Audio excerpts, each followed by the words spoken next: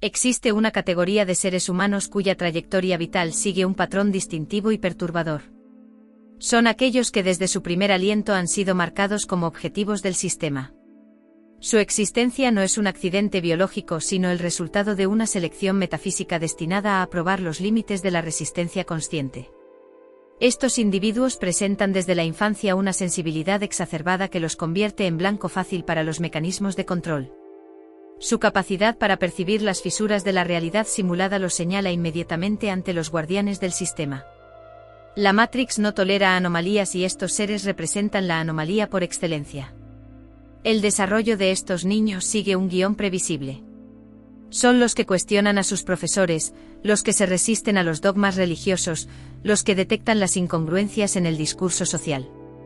Su rebeldía no es adolescente sino existencial.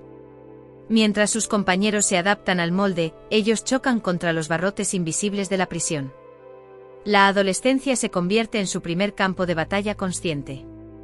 Aquí comienzan las crisis existenciales tempranas, los episodios de desrealización y la sensación aguda de no pertenecer a este mundo. Mientras otros jóvenes se preocupan por su imagen social o su futuro profesional, estos seres libran una guerra solitaria contra fuerzas que no pueden nombrar. La vida adulta consolida su condición de prisioneros de alto riesgo. El sistema despliega contra ellos todo su arsenal de control suave. Serán orientados profesionalmente hacia callejones sin salida laboral. Sus relaciones sentimentales estarán sembradas de agentes disruptivos. Su salud física será minada mediante estrés crónico y ataques psicosomáticos. Lo más devastador es la crisis espiritual que enfrentan alrededor de los 30 años. Es cuando comprenden que su sufrimiento no es aleatorio sino parte de un diseño inteligente. Esta revelación produce un dolor metafísico comparable al desgarro de un miembro fantasma. Es la agonía de quien descubre que el mundo es una prisión y los carceleros son invisibles. La característica más notable de estos condenados de la Matrix es su resistencia orgánica. A diferencia de los seres dormidos que se rompen ante la adversidad convencional, ellos desarrollan una resiliencia paradójica. Cuanto más los golpea el sistema, más se afianza su convicción de que existe una realidad alternativa más auténtica. Sus crisis existenciales siguen un patrón cíclico. Periodos de lucidez extrema alternan con episodios de colapso perceptivo. En sus momentos de mayor claridad pueden ver los hilos que mueven a las marionetas humanas. En sus fases de debilidad, dudan de su cordura y consideran la rendición espiritual. El sistema los somete a un proceso de gaslighting metafísico. Se les hace creer que su percepción es un trastorno, que su lucidez es enfermedad, que su resistencia es patología. Los diagnósticos psiquiátricos se convierten en el instrumento moderno de quemar brujas. Etiquetas como trastorno de personalidad esquizoide o bipolar son la versión contemporánea del estigma. Pero en su nivel más profundo, estos seres comprenden que su crisis no es personal sino transpersonal. No están luchando por su bienestar individual sino probando los límites de la prisión humana. Cada uno de sus colapsos existenciales es en realidad una prueba de estrés aplicada a los muros de la Matrix. La vejez de estos condenados adquiere un carácter épico. Son los ancianos que miran a los ojos de los niños y reconocen la misma chispa de lucidez que ellos tuvieron que apagar para sobrevivir. Se convierten en faros silenciosos para las siguientes generaciones de despiertos, transmitiendo su conocimiento a través de miradas y silencios elocuentes. La Matrix teme a estos seres no por lo que hacen sino por lo que representan. Son la prueba viviente de que la prisión tiene fugas, de que la evasión es posible, de que la conciencia puede triunfar sobre la programación. Su mera existencia es un acto de rebelión metafísica. Al final de sus días, estos condenados comprenden que su vida no fue un error sino una misión. Que cada crisis existencial fue en realidad un nivel de iniciación forzada. Que su dolor tenía propósito, convertirles en anticuerpos del sistema, en células inmunes de la conciencia colectiva. Mueren sabiendo que su batalla no fue en vano, porque cada despertar individual debilita los muros de la prisión para todos. Estos condenados de la Matrix desarrollan una percepción alterada que opera como un canal sintonizado a demasiadas frecuencias simultáneamente. Su mente se convierte en un espacio donde convergen dimensiones superpuestas, donde un simple estímulo como observar un árbol o escuchar una frase trivial puede desencadenar cascadas de significados ocultos. Esta hiperlucidez es tanto un don como una maldición metafísica. La introspección se vuelve su único refugio y su tortura. Mientras los seres ordinarios viven en la superficie de sí mismos, estos condenados habitan abismos internos donde cada pensamiento genera ecos en realidades paralelas. Su soledad no es física sino existencial, están atrapados en una cárcel de cristal donde pueden ver el mundo real pero nadie puede verles a ellos en su auténtica dimensión. Sus procesos mentales desafían la lógica lineal. En cuestión de segundos pueden percibir docenas de capas de realidad simultáneas, la versión oficial de los hechos, las intenciones ocultas de los interlocutores, las frecuencias arcontes manipulando el ambiente, los ecos de pasados alternativos y los potenciales de futuros posibles. Esta capacidad los sumerge en estados dualistas extremos donde la certeza y la duda coexisten en tensiones paralizantes. El precio de esta percepción expandida es la estabilidad mental. No es raro que desarrollen diagnósticos limítrofes, trastornos de ansiedad existencial, depresión metafísica, esquizofrenia. Espiritual. Lo que el sistema denomina enfermedad, es en realidad el efecto colateral de sostener una consciencia demasiado amplia para un cerebro humano. Sus crisis psicóticas suelen ser intentos fallidos de integración de realidades incompatibles. Las entidades interdimensionales identifican fácilmente a estos seres y los someten a acoso metafísico sistemático. Aprovechan su percepción expandida para insertar pensamientos parásitos, crear sincronías amenazantes y manipular sus estados emocionales. El objetivo siempre es el mismo: forzar el colapso definitivo o el suicidio como solución final. El punto de ruptura llega cuando la Matrix despliega sus armas más sofisticadas: crisis económicas orquestadas, traiciones personales diseñadas, enfermedades misteriosas. En estos momentos críticos el condenado enfrenta la tentación última del tomar la última acción de sus vidas, no como acto de desesperación sino como lógica consecuencia de comprender que está atrapado en un juego amañado. Pero precisamente en ese límite es donde algunos descubren su verdadero poder. Aquellos que sobreviven a estos ataques desarrollan una inmunidad espiritual irreversible. Aprenden a navegar las frecuencias como un surfista cabalga olas peligrosas, distinguiendo lo real de lo implantado, lo propio de lo ajeno. Su locura se transforma en lucidez radical, su debilidad en fortaleza inquebrantable. Estos seres son los centinelas involuntarios de la humanidad, los que pagan con su sanidad mental el precio de mantener abierta una rendija de escape en la prisión global. Su existencia demuestra que la Matrix tiene puntos ciegos, que la consciencia puede expandirse más allá de los límites programados, y que la verdadera liberación comienza cuando un alma decide ver, aunque lo que vea la condene a la incomprensión eterna. La conciencia expandida de estos seres les otorga una relación peculiar con el tiempo lineal. Mientras la mayoría experimenta la existencia como una secuencia ordenada de eventos, para ellos el tiempo se despliega como un abanico de posibilidades simultáneas. Un simple momento presente puede contener ecos de pasados no vividos y premoniciones de futuros probables. Esta percepción multidimensional los sumerge en un estado constante de déjà vu y jamais vu, donde los límites entre lo vivido y lo imaginado se difuminan peligrosamente. En su experiencia cotidiana, la realidad se presenta como un tejido de capas superpuestas. Pueden mantener una conversación trivial mientras simultáneamente perciben las intenciones ocultas de su interlocutor, las energías del espacio, y los patrones arquetípicos que se repiten en la situación. Esta multitarea existencial les produce un agotamiento profundo, pues cada instante requiere un esfuerzo de procesamiento que para otros sería inimaginable. La memoria se convierte en un campo de batalla. No pueden recordar eventos simples sin que estos se contaminen con asociaciones simbólicas y significados ocultos. Un recuerdo infantil aparentemente inocente puede revelarse de pronto como una clave metafísica, o como la implantación de un programa de control especialmente diseñado para ellos. Su biografía personal les parece un guión escrito por fuerzas que solo parcialmente comprenden. Esta percepción alterada los lleva a desarrollar extrañas habilidades de supervivencia. Aprenden a leer el lenguaje sutil de la Matrix, los patrones climáticos artificiales, las coincidencias orquestadas, los mensajes encubiertos en los medios de comunicación. Donde otros ven caos, ellos detectan patrones de control. Donde la mayoría percibe normalidad, ellos esnifean la manipulación. El precio de esta hiperlucidez es la imposibilidad de descansar. Su sistema nervioso permanece en alerta constante, procesando estímulos que otros ni registran. El sueño se convierte en otra dimensión de batalla, donde las entidades interdimensionales intensifican sus ataques aprovechando la vulnerabilidad del estado onírico. Muchos desarrollan insomnio crónico por miedo a lo que encontrarán al cerrar los ojos. En los momentos más críticos, cuando el acoso del sistema alcanza su punto máximo, estos seres pueden experimentar episodios de disolución temporal. El continuo de la conciencia se fragmenta, permitiéndoles vislumbrar la naturaleza ilusoria del tiempo mismo. Son instantes de terror metafísico y revelación simultánea, donde comprenden que la prisión no es solo espacial sino temporal.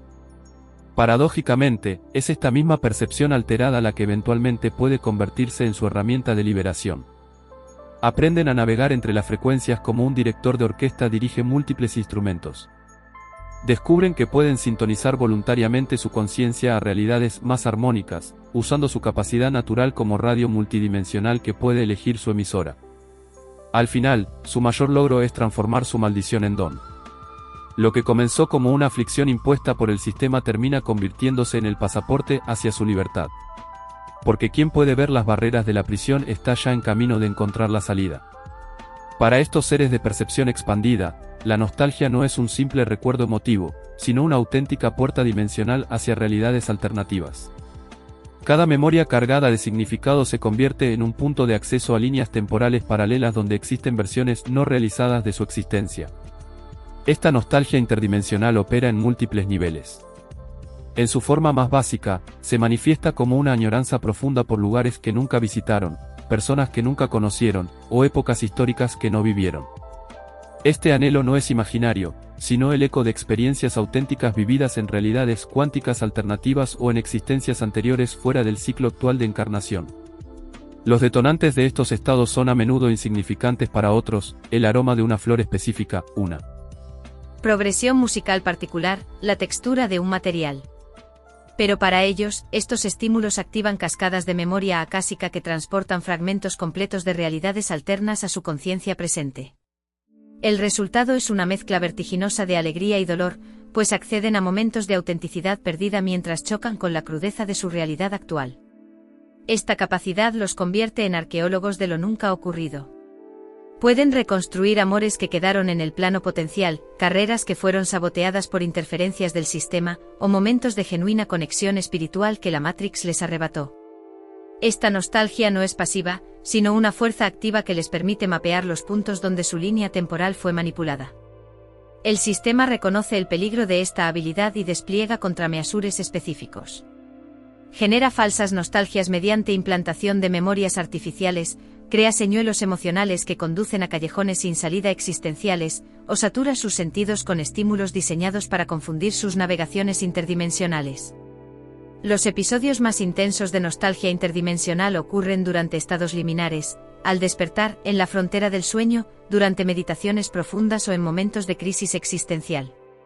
En estos umbrales perceptivos, el velo entre dimensiones se adelgaza lo suficiente para que capten ecos completos de vidas paralelas donde tomaron decisiones diferentes o donde el control de la Matrix era menos efectivo. La maestría final para estos seres consiste en aprender a utilizar la nostalgia como brújula espiritual. En lugar de caer en la melancolía estéril, desarrollan la capacidad de seguir el rastro de estas memorias interdimensionales hacia su fuente original. Descubren que la añoranza no es por un pasado perdido, sino por un futuro potencial que aún puede recuperarse. Esta nostalgia transformada se convierte en su herramienta más poderosa para hackear la Matrix. Cada acceso a una línea temporal alternativa les proporciona datos cruciales sobre los mecanismos de control y los puntos débiles del sistema. Aprenden a extraer de estos estados visionarios las semillas de futuros más auténticos, que luego implantan en su realidad mediante actos de voluntad consciente. Al dominar este proceso, estos condenados se convierten en tejedores de realidades. Su nostalgia ya no es una carga, sino el motor que les permite recombinar fragmentos de posibilidades descartadas en nuevos patrones de existencia. La melancolía se transfigura en creatividad cosmológica, y lo que comenzó como un síntoma de desajuste dimensional termina siendo su ventaja evolutiva definitiva. *** El mecanismo de detección y la respuesta del sistema ***. Los individuos con conciencia expandida emiten una firma energética única que los delata ante los mecanismos de control de la Matrix. Esta señal disruptiva es percibida por los agentes del sistema, tanto humanos como no humanos. Activando protocolos automáticos de contención. El Ganstalking no es personal, sino una respuesta inmunológica de la Matrix ante lo que identifica como células defectuosas en su organismo. Los NPCs y agentes programados poseen sensores intuitivos que detectan la diferencia vibracional. Cuando un despierto entra en su campo energético, experimentan una disonancia cognitiva que se manifiesta como incomodidad inexplicable, desconfianza instantánea o rechazo visceral. Esta reacción no es consciente, sino el resultado de su programación básica que les marca: lo diferente es peligroso. El sistema despliega entonces sus capas de contención progresiva. La primera línea son los NPCs comunes, que inician el acoso sutil mediante miradas de desaprobación, comentarios pasivo-agresivos o exclusión social. Su participación es casi automática, como glóbulos blancos atacando un patógeno. No necesitan órdenes directas porque operan por instinto programado. La segunda capa involucra a agentes más conscientes, vecinos, compañeros de trabajo o incluso familiares que han sido cooptados por el sistema. Estos reciben impulsos más definidos a través de inserciones mentales o programación subliminal. Su acoso es más dirigido y estratégico, buscando puntos débiles específicos en la vida del objetivo. La tercera y más peligrosa capa son los agentes especializados, a menudo vinculados a estructuras de inteligencia o grupos sectarios. Estos operan con conocimiento causal y tecnología avanzada. Utilizan armas de energía dirigida, vigilancia electrónica y técnicas de guerra psicológica refinada. Su objetivo es llevar al objetivo a un punto de quiebre existencial. Las entidades interdimensionales actúan como directores de orquesta en este proceso. A través de los agentes humanos, proyectan frecuencias específicas diseñadas para interferir con el campo energético del despierto. Las sincronías negativas, los accidentes fortuitos y los sabotajes en momentos claves son coordinados desde este nivel no físico. El sistema prioriza objetivos según su potencial disruptivo. Un despierto que aún no ha comprendido su naturaleza puede ser monitoreado pasivamente. Pero cuando comienza a cuestionar abiertamente la realidad o a influir en otros, el ganstalking se intensifica dramáticamente. La respuesta es proporcional a la amenaza percibida. Esta persecución organizada cumple múltiples objetivos: aísla al objetivo para prevenir la contaminación de otros, prueba la resistencia de su conciencia expandida, y recopila datos sobre cómo manejar futuros casos de despertar accidental. Cada interacción es registrada y analizada por la inteligencia del sistema. La ironía final es que el ganstalking, destinado a suprimir la conciencia, often termina acelerando el despertar. La persecución constante fuerza al objetivo a desarrollar defensas psíquicas, a agudizar su intuición y reconocer la naturaleza artificial de la realidad. Lo que el sistema intenta destruir, termina siendo temperado en el fuego de la adversidad. El precio de esta evolución forzada es enorme. Muchos no sobreviven al proceso, y aquellos que lo hacen cargan con cicatrices existenciales permanentes. Pero los que perseveran emergen como seres imposibles de reintegrar al sistema, convertidos en Walking Dead metafísicos cuya mera existencia es un recordatorio constante de que la prisión tiene fugas. Los grados de afectación y la inextinguible chispa interior.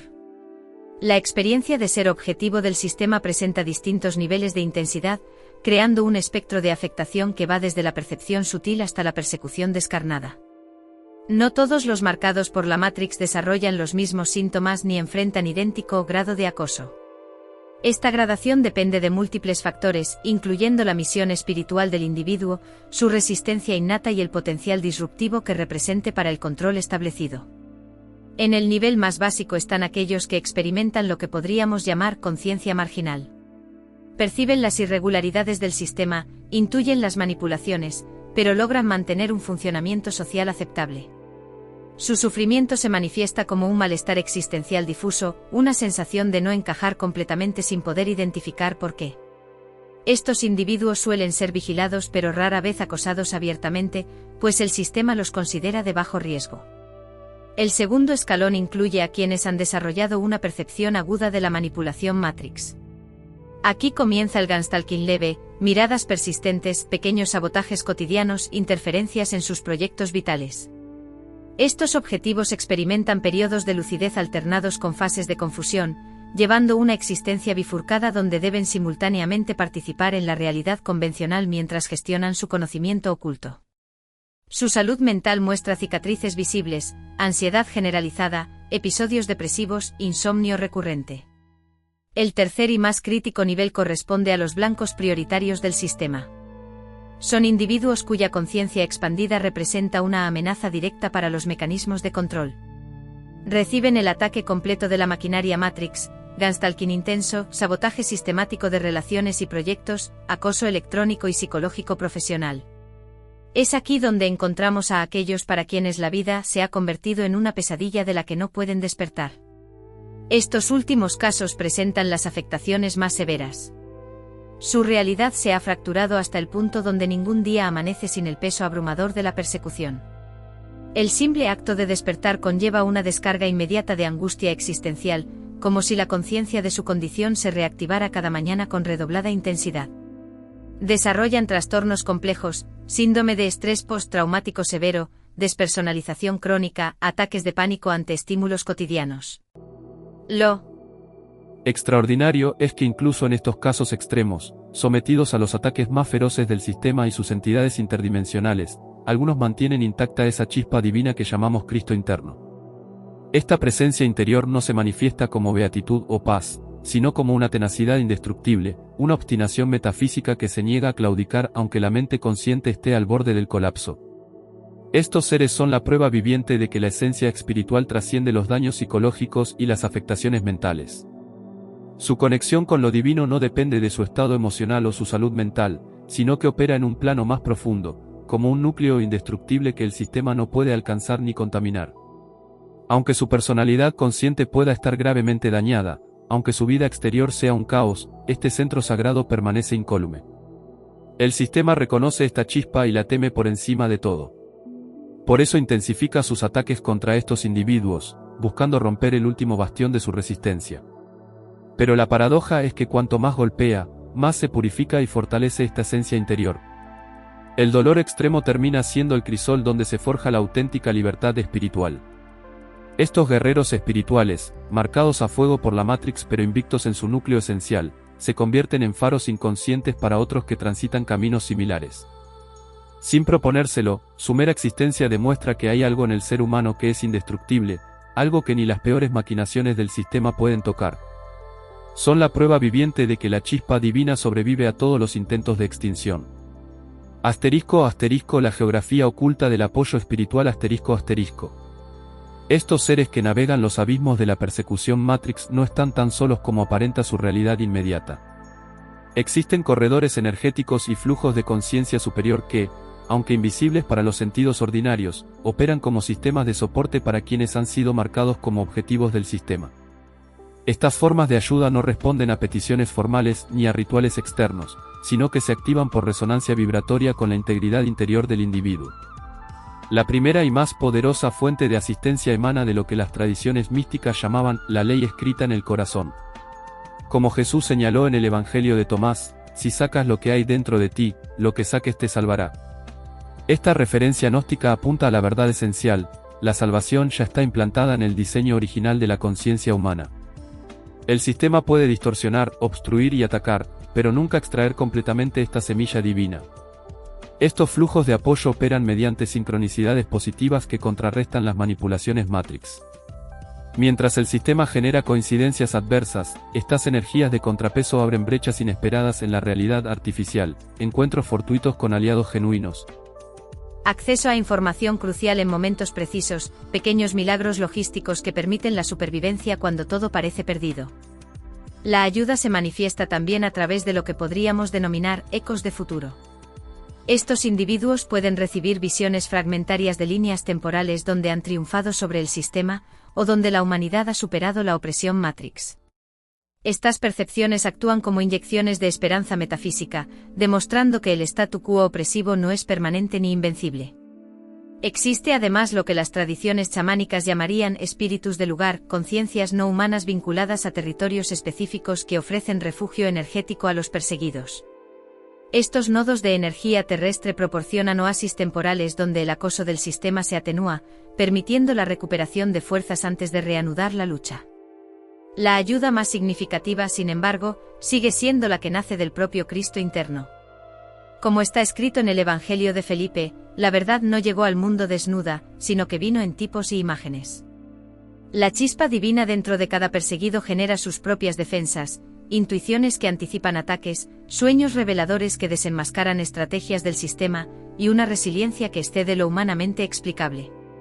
Estas formas de apoyo operan bajo el principio de no interferencia radical. No rescatan al individuo de su camino, sino que le proporcionan exactamente lo necesario para continuar su evolución espiritual. La ayuda nunca elimina el desafío, sino que lo dosifica para que sirva como catalizador del despertar. La paradoja final es que los más intensamente perseguidos a menudo desarrollan una conexión más profunda con estas fuentes de apoyo. La adversidad extrema funciona como un crisol que quema las capas ilusorias, permitiendo un contacto directo con las energías sustentadoras de la realidad auténtica. Lo que el sistema intenta usar para destruirlos, termina siendo el medio de su fortificación espiritual. Como recordaba el Jesús gnóstico en el Evangelio de la Verdad, aquellos que han conocido al Padre con el corazón lleno de alegría se maravillan porque están en el Padre y el Padre en ellos. Esta unión esencial, que trasciende toda persecución y todo sufrimiento, constituye la última e inexpugnable fortaleza del ser humano frente a la maquinaria de control Matrix. La condición de objetivo del sistema representa la manifestación externa de un proceso interno descrito en los textos gnósticos, la lucha del *pneuma*, espíritu, contra el *ilicos*, materia, y el *psíquicos*, alma intermedia. Estos individuos encarnan la contradicción fundamental entre la chispa divina y el mundo material creado por el demiurgo. Su persecución no es casual, sino consecuencia inevitable de mantener activo el principio pneumático en un universo diseñado para suprimirlo. Cada ataque del sistema corrobora lo expuesto en el Evangelio de Felipe. El mundo come cadáveres, todo lo que se come en el mundo muere. La Matrix es el mecanismo demiúrgico que consume la conciencia.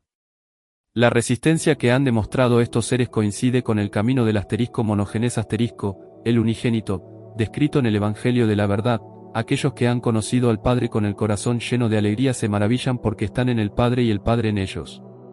Su capacidad de mantener la gnosis bajo persecución sistemática prueba la inviabilidad última del control demiúrgico. El desenlace escatológico para estos neumáticos no será la reencarnación, que es el ciclo de retorno al mundo material que el demiurgo impone a los psíquicos, sino la anacrisis el retorno al pleroma. Como establece el apócrifo de Juan, el espíritu se apresurará a salir del mundo, despojándose de la carne olvidadiza. Su sufrimiento actual es la última prueba antes del apolítrosis la redención final. La Matrix, en su función demiúrgica, actúa como el último filtro que purifica el pneuma antes de su reintegración. Lo que el sistema intenta usar para destruirlos, se convierte en el instrumento de su liberación definitiva. La victoria está asegurada no por su esfuerzo individual, sino por la naturaleza misma del pneuma, que según el Evangelio de Tomás, vino del lugar donde la luz vino a la existencia por sí misma. El espíritu retornará inevitablemente a su origen, completando así el ciclo descrito en las enseñanzas gnósticas auténticas.